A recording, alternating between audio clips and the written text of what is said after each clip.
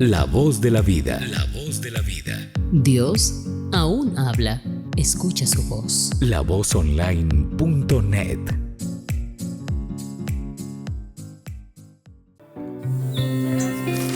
Leamos.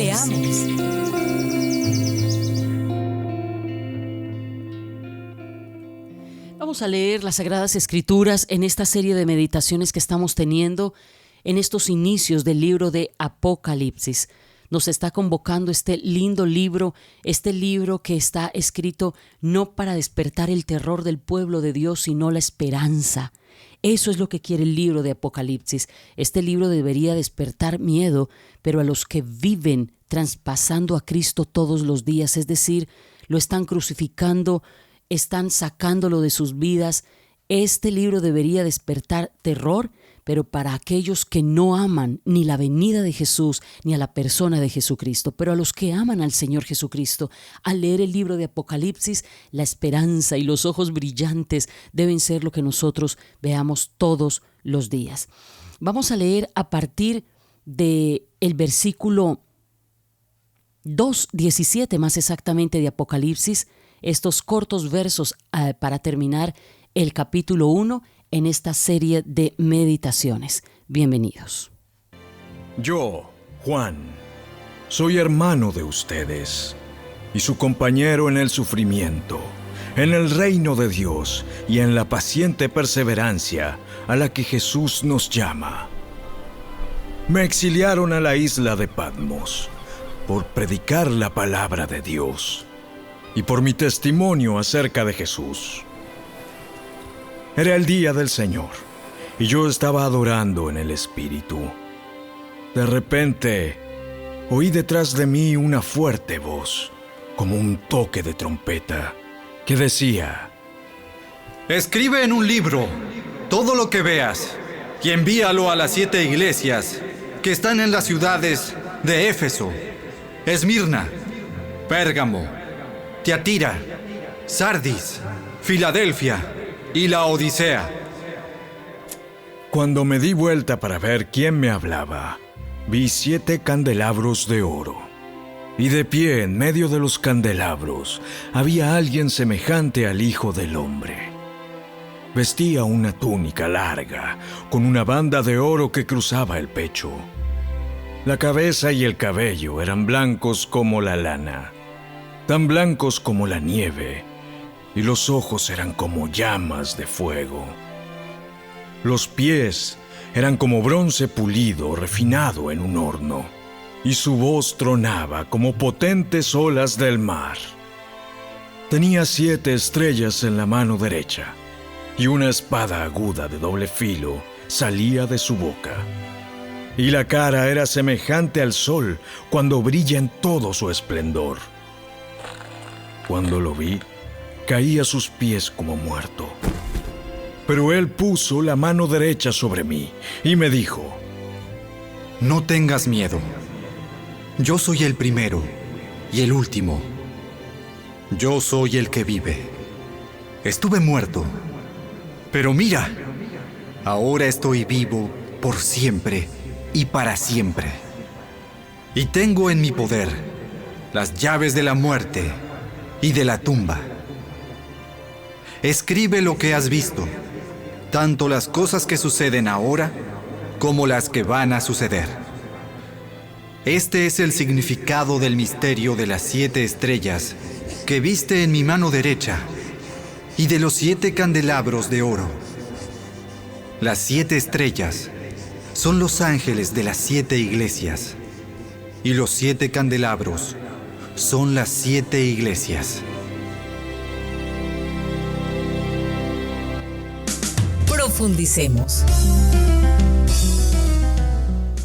Profundicemos un poco, pero antes escuchemos, por favor, unos 2 minutos aproximadamente, qué nos dicen en Reavivados por su palabra acerca de Apocalipsis capítulo 1.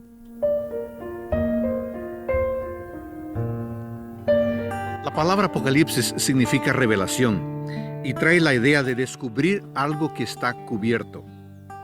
El autor del libro es Juan, que es hermano de Jacobo, y ellos fueron discípulos de Jesucristo. Apocalipsis fue escrito durante el reinado de Domiciano, que terminó en el año 96 después de Cristo. Tenga bastante cuidado al leer este libro porque es una literatura apocalíptica y este género literario debe ser leído con atención, pues utiliza símbolos, figuras y transita entre lo que es histórico literal y lo que es simbólico. En el capítulo 1, Juan describe la revelación a las 7 iglesias de Asia, representadas por 7 candeleros de oro. El capítulo trata de Jesucristo, su venida, su poder y su majestad. Observe cómo el mensaje llegó a Juan. Dios entregó el mensaje a Jesucristo, al Hijo. El Hijo entregó el mensaje a un ángel. Este ángel entregó el mensaje a Juan y finalmente Juan entregó este mensaje a nosotros. Observe también que hay una promesa de felicidad a aquellos que leen, oyen y obedecen este mensaje divino. Ahora, ¿quién es Jesucristo en Apocalipsis capítulo 1? Bueno, Jesucristo es el testigo fiel de Dios, es el primogénito de los muertos, es el gobernador de los reyes de esta tierra, es el Alfa y Omega y es el Eterno. ¿Qué hizo Jesucristo? Él derramó su sangre para salvarnos. ¿Y qué hará Jesucristo? Él volverá en las nubes y todas las personas del mundo lo verán cuando Él regrese por segunda vez.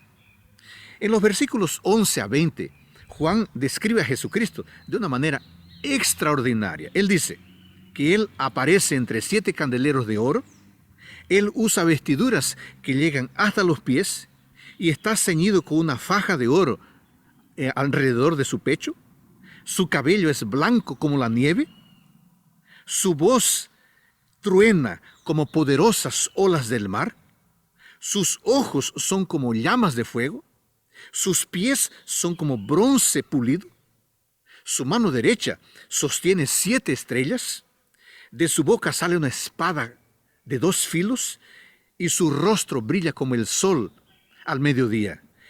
Amigos, esto muestra que Jesucristo es poderoso, majestuoso y sublime, pero por otro lado, Jesucristo es Salvador.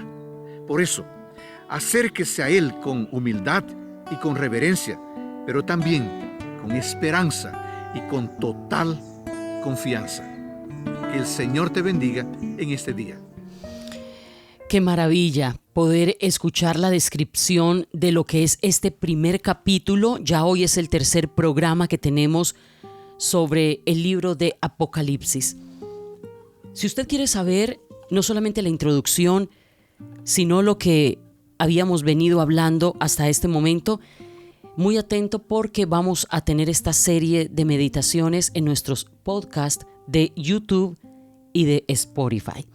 Ahora nos corresponde analizar un poco lo que venimos escuchando de la lectura y de esta profunda revelación que tuvo Juan del Señor Jesucristo. No se nos olvide, queridos hermanos y amigos, que el libro de Apocalipsis nos habla acerca de el Cristo resucitado, del Cristo glorificado.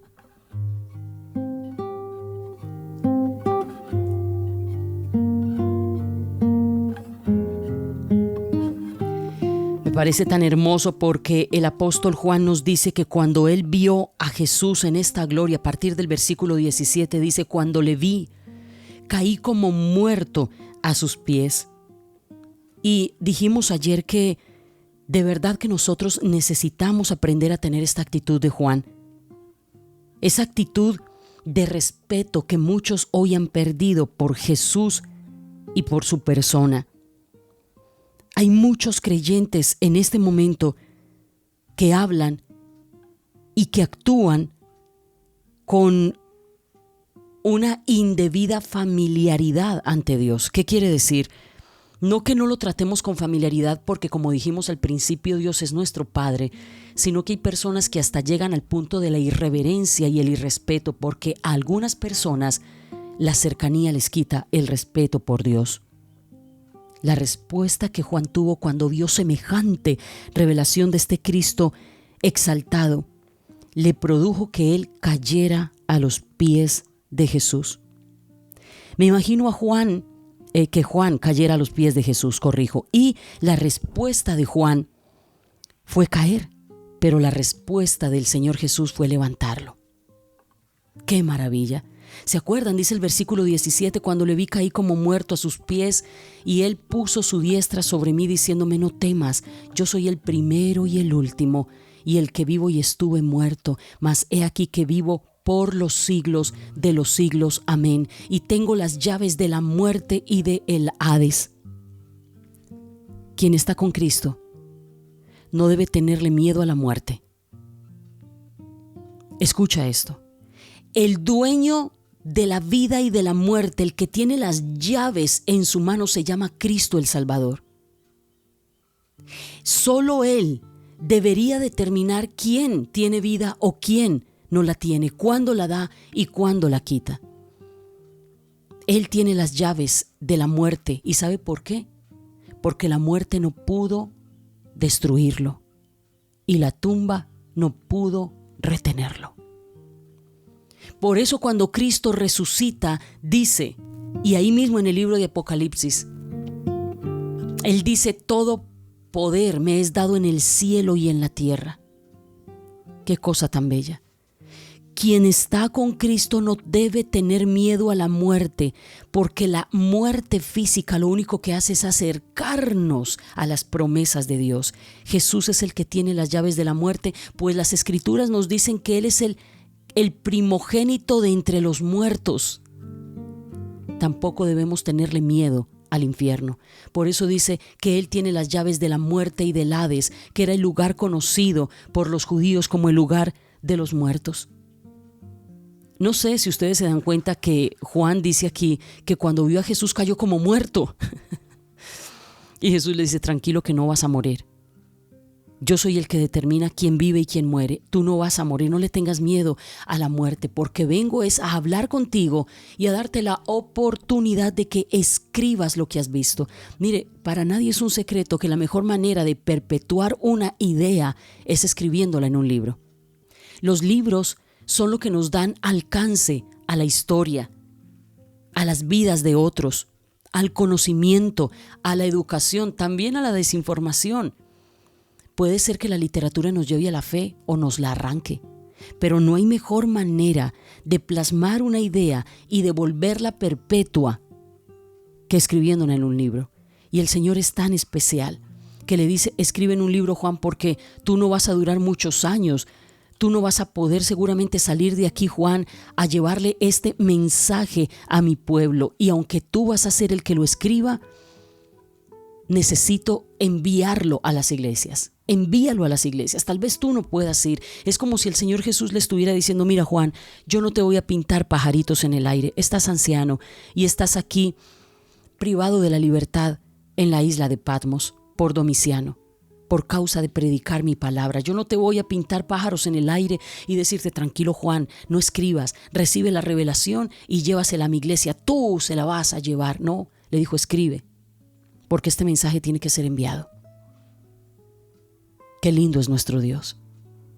Y empieza a hablar acerca del misterio de las 7 estrellas. ¿Se acuerda que estuvimos hablando ayer de eso? Y en el versículo 20, el Cristo que se revela nos deja claro el mensaje y le aclara a Juan en el versículo 20: el misterio de las 7 estrellas que has visto en mi mano y de los 7 candeleros de oro. Las 7 estrellas son los ángeles de las 7 iglesias y los 7 candeleros que has visto son las 7 iglesias. Escucha, acuérdate que este mensaje que vamos a leer en Apocalipsis es un mensaje primero que empieza con Cristo, termina con Cristo, que Jesús se revela a la gente y le está diciendo a Juan: mira, yo tengo estrellas en mi mano. Qué lindo cómo Dios ve las cosas, qué lindo cómo en el cielo se ven las cosas de diferente a como nosotros las vemos. Usted hoy aquí ve una iglesia, ve un templo, ve un lugar donde la gente se reúne y dice: esa es una de las tantas iglesias.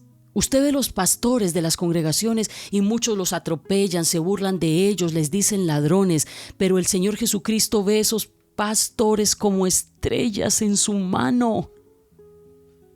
Los ve como ángeles, porque ángeles significan mensajeros. Para nosotros a veces es tan fácil atacar a los pastores, hablar mal de ellos, destrozarles la reputación, llamarlos ladrones, decirles que ellos son unos vagos que se dedicaron fue a sacarle el dinero a la gente, y hablamos tan mal de ellos. Pero mire el concepto que el Señor Jesucristo tenía de la iglesia y tenía de los pastores. Los llama estrellas en su mano. Los llama candeleros de oro. ¿Y sabe cómo llama Dios a la iglesia? A los pastores de la iglesia los llama ángeles. Los llama candeleros. Ay, Dios mío, ojalá que esto no se nos olvide a los que estamos en Cristo, a los que de alguna manera estamos llevando este evangelio y tenemos algún tipo de influencia sobre un poquito de personas o sobre muchas personas. No se le olvide, no sé si aquí hay algún pastor, algún líder, alguna esposa de pastor que nos esté escuchando. Usted, qué bueno que nos pudiera hablar, pastor o esposa de pastor, y levante la mano y diga: yo, porque pastor, si a usted le han atacado. Familia pastoral, líderes y personas que tienen influencia y que llevan la palabra del Señor a otros, no se les olvide que el Señor Jesucristo los llama a ustedes con suma ternura y les dice: mis estrellas. Porque ustedes fueron puestos en esas comunidades, tanto dentro como fuera de sus congregaciones, para alumbrar como alumbran las estrellas en el firmamento. Escuchen, porque este mensaje que Cristo va a enviar es a una iglesia que muchas de ellas habían dejado de ser estrellas, muchas de ellas habían dejado de arder de amor por Cristo, habían dejado de ser candeleros, muchos de ellos habían dejado de ser ángeles, es decir, mensajeros de la verdad. Cuando vayamos a mirar las 7 iglesias en el capítulo posterior, nos vamos a dar cuenta que el Señor Jesús está bastante molesto con algunas de esas iglesias, porque Juan sabía y Cristo le reveló: yo escogí pastores e iglesias para que fueran estrellas, para que fueran candeleros que se encienden y para que fueran mis ángeles y mis mensajeros. Pero muchas de ellas perdieron el rumbo y por eso Jesús tuvo que enviarles este mensaje, a veces tan descriptivo y tan amonestativo a ellos. Por favor, no se les olvide cuál es la misión. Pastores, ministros del Señor, esposas de pastores, líderes. A partir de ahora usted no se llame así en su corazón. Usted diga: no, Señor, yo soy una estrella en tu mano. Lo que yo soy cuando llevo tu palabra y cuando estoy frente a otros, lo que yo soy es una estrella en tu mano, en tu diestra. Ayúdame a alumbrar. Llévame donde tú quieras. Y mira, este versículo 20, el misterio de las 7 estrellas que has visto en mi mano, de los 7 candeleros, de las 7 estrellas son los ángeles, los pastores de las iglesias, y los 7 candeleros que has visto son las 7 iglesias. Cada persona a la que Cristo llama tiene un propósito maravilloso. Ojalá que sepamos quiénes somos en las manos de este arquero, de este Salvador bendito. Y después de toda esta revelación, ya tendríamos que avanzar hacia el capítulo 2 de Apocalipsis. Aquí ya empieza el mensaje directo al pueblo del Señor. Yo quiero leerles puntualmente este relato que dice lo siguiente. Los mensajes especiales a cada una de las 7 iglesias se dan en los capítulos 2 y 3. Algunos ven en estas 7 iglesias un panorama de la historia de la iglesia cristiana desde el momento de su fundación, desde los tiempos apostólicos. Por decir algo, Éfeso, hasta los días apóstatas del siglo XXI, aunque estas iglesias pueden ilustrar varias etapas en la historia de la iglesia, probablemente esa no fue la principal razón por la que estas asambleas en particular fueron seleccionadas por Cristo. Más bien, estas cartas nos recuerdan que la cabeza exaltada de la iglesia, que es Jesús, sabe lo que pasa en cada una de nuestras asambleas, de nuestros cultos y en toda la historia de la iglesia cristiana. Y que nos muestra es nuestra relación con Jesús y nuestra actitud hacia su palabra, cómo esa actitud determina la vida y el ministerio de las iglesias locales. Tengan presentes que las iglesias de Asia Menor estaban enfrentando persecución y era importante que se relacionaran apropiadamente con el Señor y unas con otras. Se las escribe como 7 candeleros separados de luz, y lamentablemente existían situaciones, por lo menos en 5 de estas iglesias, que requerían correcciones para que su luz volviera a brillar. Cuando uno lee Apocalipsis 2 y 3, vamos a notar que el Señor siempre les recuerda quién es Él y les anima a ser verdaderamente vencedores. Es más, la promesa de la venida de Jesucristo debe ser para todos los creyentes en toda época una motivación a obedecer y a consagrarnos a Él.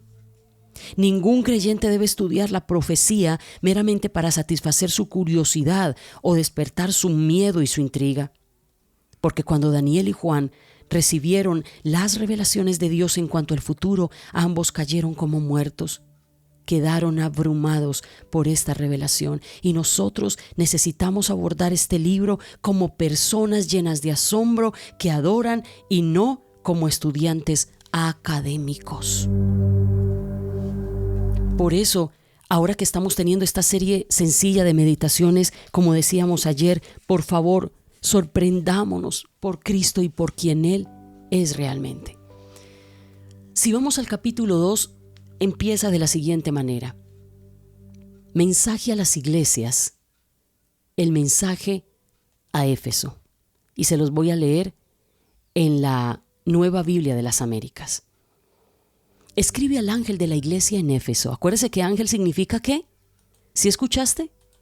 A ver, que alguien me vaya escribiendo aquí para que hagamos esta tarea juntos. ¿Sabes, te acuerdas qué significa o quiénes son los llamados ángeles aquí en el libro de Apocalipsis? ¿Cómo los describió el Señor? ¿Quiénes son esas personas? ¿Quiénes son los ángeles? No son los seres alados que nosotros decimos conocer y que creemos que están delante del trono de Dios. ¿Sí escuchaste a quién Jesucristo llama ángeles? Te lo acabé de decir. Y dice, escribe al ángel de la iglesia en Éfeso, el que tiene las 7 estrellas en su mano. Acuérdense que son las 7 estrellas. Si usted dice, ay, ¿qué es eso de ángel? ¿Qué es eso de estrella? Tienes que ir al capítulo anterior, al capítulo 1, al final. El que tiene las estrellas en su mano derecha, aquel que anda entre los 7 candeleros de oro, dice esto: yo conozco tus obras, tu fatiga y tu perseverancia, y que no puedes soportar a los malos, y has sometido a prueba a los que se dicen ser apóstoles y no lo son, y los has hallado mentirosos.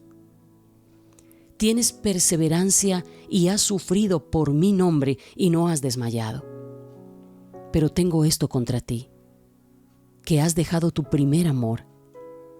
Recuerda por tanto de dónde has caído y arrepiéntete y haz las obras que hiciste al principio.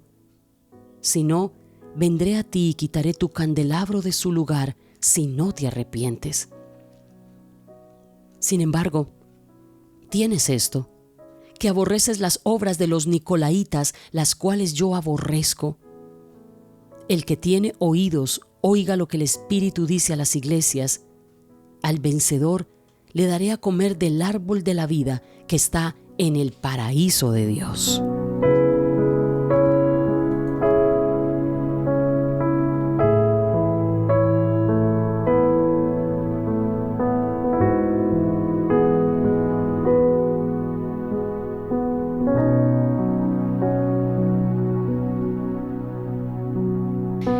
La gente dice que el libro de Apocalipsis es un libro de juicio y también lo es. Claro que sí. Ahí vemos al Señor Jesucristo no solamente mostrándose a Juan exaltado, sino que se muestra como sacerdote y también se muestra como juez y rey. Claro que sí.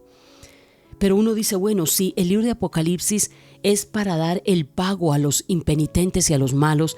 ¿Por qué empieza Jesús enviando mensajes a la iglesia? Miren, la iglesia de Éfeso hace parte de una de las iglesias que se han denominado la iglesia del amor que se enfrió. Escucha esto. Yo no sé cuántos cristianos están aquí, pero Éfeso representa y muestra entre esas 7 iglesias a la iglesia que alguna vez amó mucho a Cristo, pero ese amor se les enfrió. Que alguna vez el Señor Jesucristo fue su motor de vida desde que empezó con las primeras personitas hasta que llegó un momento en que Jesús les manda esta carta y les dice, ¿qué pasó con el amor que tenían por mí? ¿Qué sucedió? Así que Éfeso es la iglesia del amor que se enfrió, y ruego al Señor que si aquí hay algún creyente que siente que su amor por Cristo se está enfriando, recuerde la importancia de conservar el amor por Jesús, su llamado y su palabra. Detente.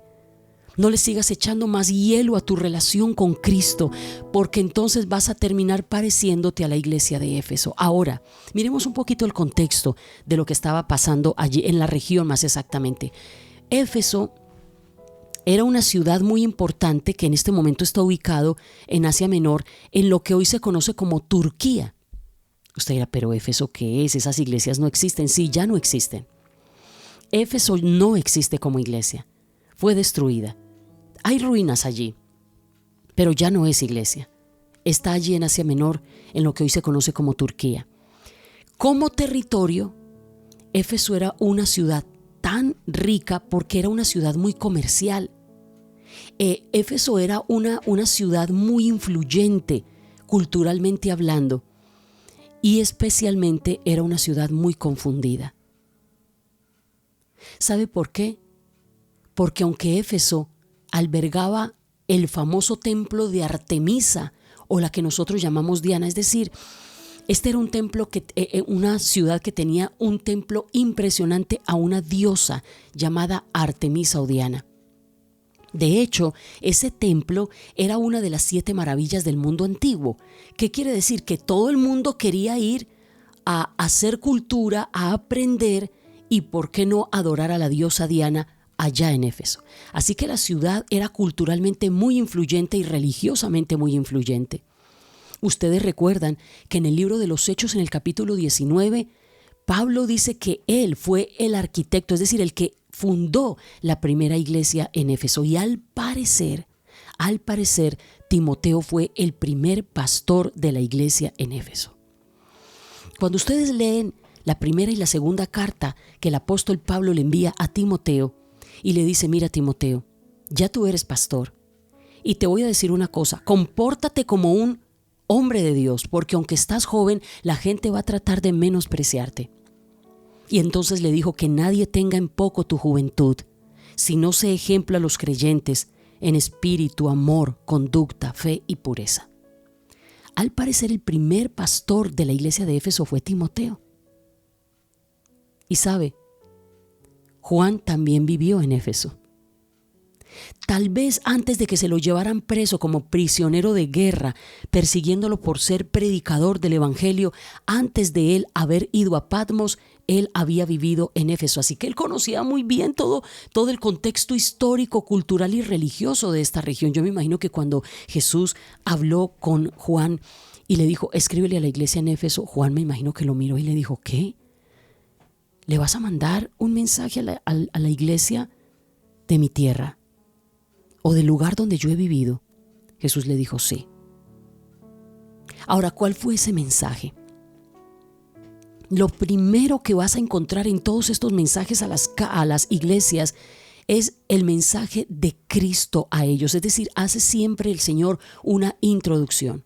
Y dice que escriba al ángel de la iglesia en Éfeso, o sea, al pastor de la iglesia en Éfeso. Obviamente no creo que para ese momento Timoteo seguía siendo el pastor de la iglesia. Y Jesús se le revela a esta iglesia como el que anda en medio de los 7 candeleros de oro. Escúchame esto. Si el mensaje que Jesús quería llevarle a la iglesia de Éfeso era de un amor que se había enfriado, que se había apagado, ahora entiendes por qué Cristo les dice: yo soy el que anda en medio de los 7 candeleros de oro. Es decir, es como si Jesús le estuviera diciendo al pastor de esa congregación: mire, pastor, esa iglesia se fundó para que ustedes estuvieran encendidos, para que ustedes tuvieran el fuego del amor por mí y por mi palabra. Pero yo, que camino en medio de los 7 candeleros que ya no están encendidos, que ya no están quemando, les digo esto. Y entonces Jesús se presenta a esta iglesia que perdió el amor, a quien se le enfrió el amor, y se presenta como quien camina en medio de la iglesia. Jesús les manda a decir: mire, pastor, quiero que sepa que yo, cada vez que ustedes se reúnen, camino entre ustedes. Yo ando por allí. Ciertamente, cada vez que ustedes se reúnen, yo estoy paseándome en el lugar donde ustedes están. Bendito el nombre de Jesús, que está presente en medio de su iglesia, pero está presente para bien y para mal. Y aquí el Señor Jesucristo le dice: yo soy vigilante. Y estoy vigilando y me estoy dando cuenta en mi presencia, en tu iglesia, en la iglesia que estás pastoreando, pastor, que tu amor por mí se enfrió y que estás permitiendo ese mismo enfriamiento en la congregación. Y yo ruego en este momento para que hayan pastores en el nombre del Señor, que no permitan que ni ellos ni las iglesias caigan en un témpano de hielo donde ya Jesucristo no es lo más importante, donde sea lo más importante la doctrina que Cristo mismo. Escucha, esto es muy delicado, porque Jesús le recuerda a la iglesia de Éfeso que Él no está ausente, que Él está comprometido con la iglesia y que Él quiere el bienestar espiritual de su pueblo, y que no ha visto algo bueno, y es que ese candelabro, ese candelero que debería estar encendido en fuego por el amor por Cristo, ya se había enfriado. Después de hacerle la introducción y una presentación a la iglesia, les hace un elogio y les dice algo muy lindo. En el versículo 2 al 3 les dice: yo conozco tus obras y tu arduo trabajo y paciencia. Y aquí esto es muy importante, oyentes, por favor. Yo no sé si aquí a alguien le está importando lo que estamos hablando, o alguien dice: no, yo no quiero escuchar esto, no me interesa. No sé si a alguien aquí le importa esto, porque yo sé que algunos dirán: Claudia, eso no tiene que ver con mis problemas cotidianos, eso no tiene nada que ver con las cosas que me pasan todos los días, usted está contando historia patria, evangélica, eso no tiene que ver conmigo. Pues le cuento que sí tiene que ver con usted. No sé a quién está importando lo que está escuchando en esta oportunidad. No sé a quién se le está convirtiendo esto en algo importante, y si la gente se desanima es porque no es el pueblo de Dios. Porque el pueblo de Dios debería estar feliz escuchando este mensaje, último mensaje para la iglesia. Por favor, hermanos, recuerden, Jesús les dice, los elogia y dice: yo conozco tus obras y tu arduo trabajo y paciencia. Y mucho cuidado, porque esta era una iglesia que había dejado enfriar el amor por Cristo, pero tenían obras a lo loco, como decimos nosotros. Es decir, ellos habían aprendido a hacer muchas cosas para Cristo, pero habían dejado de amar a este Cristo. Habían dejado enfriar su relación con Él. ¿Y sabe que eso puede pasarnos a muchos creyentes? Usted puede dejar de amar a Cristo como debería ser, pero usted, sin embargo, sigue sirviendo en la iglesia, le sigue hablando a otros de Cristo, usted sigue yendo al culto, usted sigue diezmando, usted sigue haciendo una cantidad de cosas. Es decir, podemos llegar a ser peligrosamente activos, pero sin relación. Peligrosamente activos, pero sin relación. Yo quiero hablar a aquellas personas que tienen alguna labor dentro de una comunidad cristiana y que allá hablan y cantan y oran y están sirviendo, unos desde los trabajos más visibles hasta los menos invisibles, pero en sus casas dejaron de tener relación con Cristo. ¿Cuánto hace que no tienes un devocional serio, de rodillas ante el Señor, con el corazón abierto, con la Biblia abierta? ¿Cuánto hace que no tienes un encuentro genuino con Cristo desde tu alma, en el silencio de tu intimidad? Pero juicioso y juiciosa, cada vez tienes más obras en el reino. Y la gente dice: ¿y usted cómo le sirve al Señor? Ustedes cómo trabajan en esta iglesia para salvar a los perdidos. Ustedes son una iglesia muy paciente, qué belleza, pero solamente Cristo que camina en medio de ellos es el que sabe cómo están las cosas. Ahora, Jesús los elogia a la iglesia de Éfeso y les dice que tienen muy buenas obras, que son muy trabajadores para Él, que tienen mucha paciencia, y lo positivo fue que les dijo: yo sé que ustedes trabajan con un esfuerzo fiel. Yo sé que ustedes perseveran en medio de la prueba y la persecución que están viviendo, yo lo sé. No dejan de reunirse, no dejan de ir al culto, no dejan de ayunar.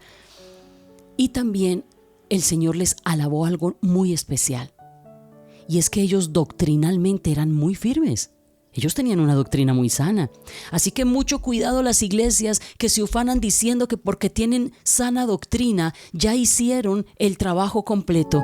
Ya son la iglesia del Señor Jesucristo. Una iglesia que despierte el amor y la aprobación de Dios. Aquí nos damos cuenta en la iglesia de Éfeso, mucho trabajo fiel, mucha perseverancia en la prueba y mucho discernimiento de la sana doctrina. Era una iglesia activa, doctrinalmente firme y celosa de la verdad, pero aún así, ahora viene la reprensión del Señor Jesucristo y le dice a la iglesia: iglesia, pero tengo algo contra ti. Es decir, es como si Jesús le dijera a la iglesia de Éfeso: mire, pastor, usted me tiene clavada una estaca aquí en el pecho a mí. Yo tengo aquí clavada una estaca contra la iglesia de Éfeso. Y yo creo que el pastor diría: pero Cristo, qué insaciable eres. Estamos trabajando fielmente por ti. Estamos prevaleciendo y siendo perseverantes en medio de la prueba. No nos hemos ido de la iglesia, no hemos renegado de la fe, seguimos haciendo nuestros cultos, seguimos haciendo la tarea evangelizadora.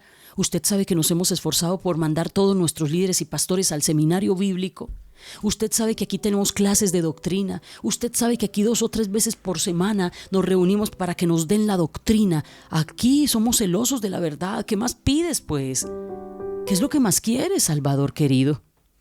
Y el Señor Jesús viene y los reprende de una manera impresionante y les dice: pero tengo contra ti que has dejado tu primer amor.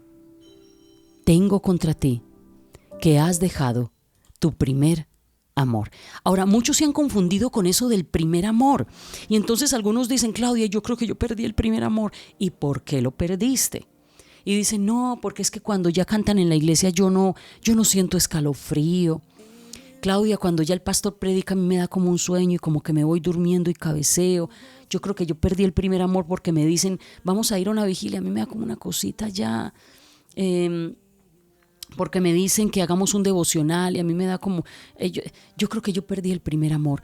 Porque la gente está pensando que el primer amor es esa sensación emocional que tenemos al principio por lo novedoso cuando nos hablan de Jesucristo, y entonces uno todo lo siente, cada canción se la llora, cada alabanza se la danza, cada invitación no la desprecia y llega, que hay que ir a donde, a orar, a vigilia, ayuno, allá caen, allá llegan, y llega un momento en que esa efervescencia emocional baja y la gente empieza a decir: ay, yo creo que yo perdí el primer amor. Yo creo que perdí el primer amor. No, perder el primer amor no es emocional, es decir, no es que yo ya no estoy experimentando sensaciones emocionales.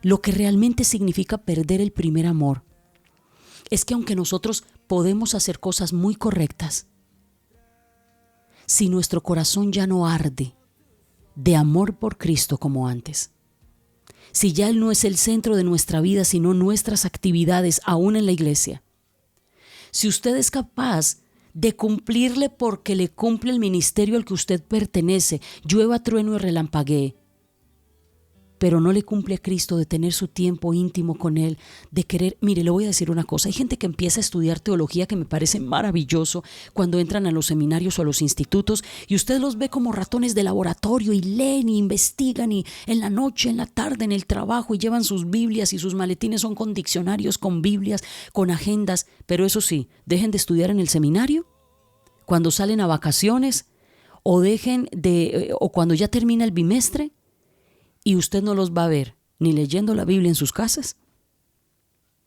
ni llevándose los libros para estudiar en el trabajo. Y puede hasta pasar el tiempo sin que usted lo vea o la vea adorando a Dios en intimidad en una habitación a solas. ¿Por qué? Porque son cosas que los activan solamente cuando tienen que actuar a favor de otros, pero no en una relación verdadera. Vuelve a arder de amor por Cristo antes que hacer. Dile, Señor, yo quiero volver a ser ese hombre y esa mujer que te han amado profundamente. Que tú seas el motivo que me haga despertarme y acostarme. Enciéndeme de amor por ti como antes. Porque podemos ser personas con mucho servicio, pero un servicio que se vuelve rutina, que se vuelve obligación, que se vuelve una religión sin pasión. Y yo quiero decirles, puede ser posible, pastores, que ustedes tengan una iglesia correcta en todos los aspectos, pero sin el amor verdadero por Dios y por los demás, la iglesia pierde el propósito. Y luego, ya al final, para terminar esta reflexión de hoy, la iglesia de Éfeso recibe un llamado de parte del Señor Jesús al arrepentimiento. La iglesia necesita arrepentirse. Es decir, Claudia, no, explícame esto. ¿No se supone que los que necesitan arrepentirse son los pecadores que están fuera de las puertas de la iglesia cristiana? Eso que se lo digan a mi esposo, a mi esposa, a mis compañeros de trabajo, a los vecinos que son más perdidos, Claudia, pero a nosotros. Sí, hoy todavía el Señor Jesucristo llama a su iglesia a arrepentirse y a hacer las primeras obras. Y entonces el Señor Jesús les manda en la carta y les dice, recuerda. ¿Sabe qué es lo que pasa? Que a muchos de nosotros se nos olvida. Hay que volver a hacer memoria. ¿Quién es el centro de la iglesia? Cristo. ¿Para qué fui llamado? Mire, Jesús llamó a sus discípulos para dos cosas. Eso lo encuentran en el Evangelio de Marcos. Para dos cosas. Uno, para que estuvieran con Él. Y en segundo lugar, para enviarlos a predicar. ¿Usted sí me escuchó bien? ¿Para qué fue lo primero que Cristo llamó y llama a sus discípulos? ¿Para qué? Eso, para que estén con Él. No funciona una relación con las obras, la iglesia y las personas si no hay relación con Cristo. Amigos queridos y hermanos que están aquí, yo no sé qué sienten que Dios está hablando con ustedes. Recuerden, es decir, vuelvan a hacer memoria de cómo era su relación con Dios al principio. Luego les dice arrepiéntanse. ¿Por qué? Porque la iglesia está haciendo cosas que están ofendiendo el carácter santo de Dios. Porque una iglesia que se ha enfriado, una persona que ha dejado que el amor por Cristo se enfríe, está cometiendo pecado. ¿Sabe por qué? Porque Jesucristo sigue siendo el mismo para ellos, pero ellos han dejado de ser los mismos para Cristo. Despreciar un amor caliente en Dios es pecado. Es pecado errar el blanco de Dios, y el propósito de Dios al salvar a una persona es que le ame. ¿Se acuerdan los mandamientos? Amarás al Señor tu Dios con todo tu corazón, alma, mente, fuerzas. Y cuando dejamos de amar a Dios, eso se llama pecado. Y cuando hay pecado, es decir, cuando erramos el blanco de Dios, hay que arrepentirse. Yo creo que la iglesia cristiana tiene que arrepentirse de más cosas hoy que lo que tienen que arrepentirse los impíos o los inconversos. Hemos aprendido a funcionar sin Dios y sin Cristo. Este activismo que nos está acabando, por favor, vuelve a fijar tu corazón en Cristo. Lo otro que les dice es, haz las primeras obras. ¿Se dan cuenta? Haz las primeras obras. Ahora, acuérdense que aquí no estamos meditando, no estamos haciendo estudios muy profundos. Eso lo va a hacer usted en casa, con su iglesia, con su pastor. ¿Qué es eso de las primeras obras? A ver, piense usted el día que Cristo le llamó, que usted aceptó a Cristo como Salvador, que el Señor le salvó. ¿Qué empezó a pasar en su corazón? ¿Qué empezó a suceder? A ver, hagamos memoria un poquito. ¿Cómo se sentía usted en esos primeros días o meses cuando le hablaron del Señor Jesucristo y usted llegó a una comunidad donde se sentía familia, donde se sentía parte de algo? ¿Cómo se sentía usted? A ver, piénselo. Eso es lo que hay que volver a hacer. A eso se refería Cristo cuando dijo: haz las primeras horas. Es decir, recupera tu pasión, recupera la oración, recupera la obediencia con gozo, con alegría, recupérala. Por favor, seamos como en estos días que vi en las redes sociales, el desbordamiento de un río en un municipio, en una vereda más exactamente. Se desbordó un río y se vino sobre un vehículo. Y a medida que el agua iba viniendo y el lodo iba viniendo, el dueño del vehículo tuvo que bajarse para correr por su vida. Claro que sí. Pero él decía: Señor, por favor, casi llorando: Dios mío, bendito, que no se me lleve el carrito, Señor, que no se me lleve el carrito. Y el agua seguía bajando y parece que la creciente iba subiendo y el carro iba bajando hacia un abismo poco a poco. Y él decía: Dios mío, no, Dios mío, por favor, no. Al punto que el video terminó. No sabemos si se lo llevó al abismo la creciente del río o se quedó atascado en algún lugar.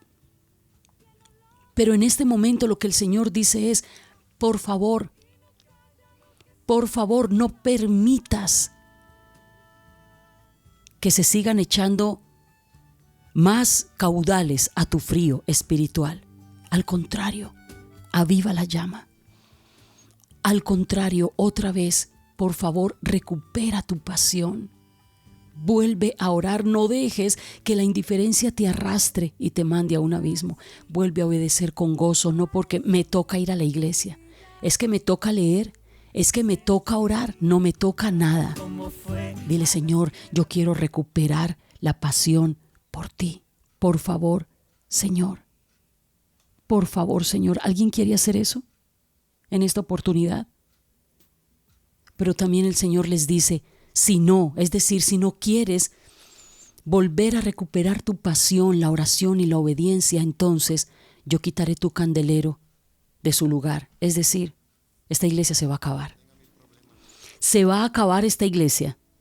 La voy a quitar, porque una iglesia que no alumbra, una iglesia que no tiene relevancia espiritual, una iglesia que no sirve a la comunidad para enseñarles cómo amar a Cristo con su propio ejemplo, una iglesia que deja de cumplir el propósito para el cual el Señor la fundó, es una iglesia que tiende a desaparecer.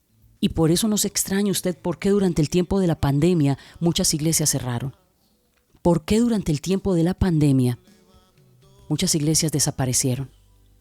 No se extrañe usted por qué muchos ministerios que algún día fueron grandes hoy ya no existen.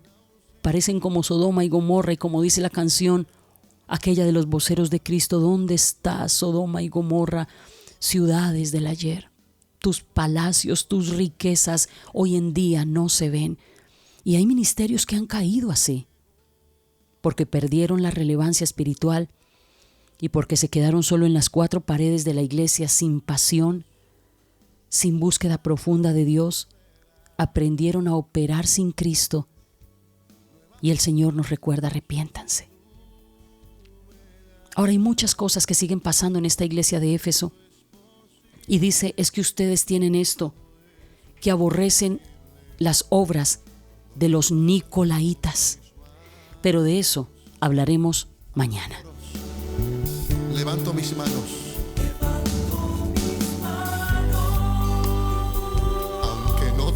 Fuerzas. Aunque no tenga fuerza, aunque tenga mil problemas. Levanta tus manos al Señor y dile: Dios, levanta las altas al cielo conmigo. Es increíble que uno pueda vivir la vida cristiana así, pero yo solo te suplico que me ayudes a amarte con sinceridad otra vez. Eso es todo lo que el Dios del cielo está pidiéndole a la iglesia. Dile: Señor, por favor, despierta en mí la pasión, la oración, la obediencia. Ayúdame a ser un cristiano relevante, es decir, una persona que como parte del cuerpo de Cristo cumplamos el propósito para el cual tú nos enviaste, nos hiciste comunidad. No para ir a que me canten unas canciones, para yo sentirme cómodo o cómoda. no para que me prendan el aire acondicionado y me den una buena silla para poder aguantar 2 horas ahí escuchando al pastor. Dile, Dios, no, quiero que tú seas mi motor, Salvador bendito. Como lo fuiste un día, no quiero ser el tipo de iglesia del amor que se enfría. Avívame, calienta mi espíritu. Él me pidió que les hable de la realidad. Está viendo que su pueblo se va por caminos que no traen más que problemas y hacen que su corazón se llene de penas. Él dejó sus mandamientos para cumplir el predico del amor antes de morir. Él entregó su vida por nuestras culpas. Ya es hora que digamos, Señor, disculpa. Sinceridad. Dios está pidiendo a su pueblo que tenga sinceridad. Eso es lo que hace la diferencia entre el bien y el mal. Y está esperando que se arrepientan de sus maldades. Sinceridad, sinceridad. Palabra pequeña que tiene gran peso en la eternidad. Si no la vivimos, de nada nos sirve orar y orar. Sinceridad, sinceridad. ¿Cómo les está pareciendo entonces estas meditaciones de Apocalipsis? Ya estamos entrando a unos ribetes un poco más confrontativos. Si el primer capítulo fue la revelación de Jesucristo, del Cristo exaltado y glorioso, ya aquí estamos empezando otra etapa en donde Cristo está como enojadito un poco y está llamando a cuentas a su iglesia. Porque el juicio debe empezar por la casa. Porque primero hay que ordenar la casa antes de tratar de ordenar lo demás. Y eso sí que lo sabe nuestro Salvador. Abres camino, cumples promesas.